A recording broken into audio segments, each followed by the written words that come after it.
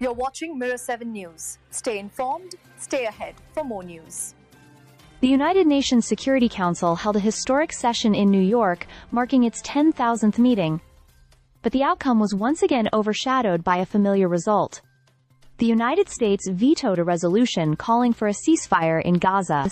This was the sixth time Washington has taken this step since the war began nearly 2 years ago.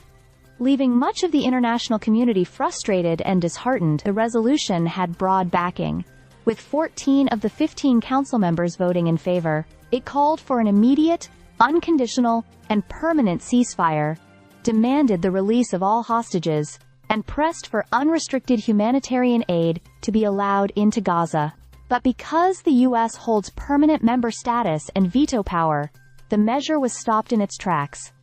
The response from other diplomats was emotional and sharp. Palestinian Ambassador Riyad Mansour said the U.S. decision was deeply regrettable, accusing Washington of blocking the Council from fulfilling its responsibility to protect civilians amid what he described as genocide. Algerian Ambassador Amar Benjama went further, offering an apology directly to Palestinians, saying, "Forgive us, because the world speaks of rights but denies them to Palestinians." He listed the staggering toll: tens of thousands of civilians killed, including more than 18,000 children and 12,000 women, along with medical workers and journalists. On the other side, Israeli Ambassador Danny Danon welcomed the U.S. veto, insisting Israel needed no justification for continuing its war on Gaza. He argued that only the elimination of Hamas could bring security to Israelis, regardless of what the Security Council decided. The wider context is grim.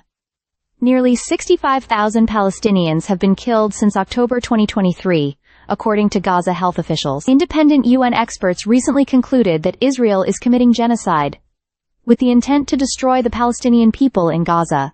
Meanwhile, famine is spreading, with desperate families boiling leaves to survive, and people dying as they search rubble for food. Danish Ambassador Christina Marcus Lassen described the situation as a man-made disaster, warning that an entire generation risks being lost to both war and hunger. For many observers, the symbolism was stark.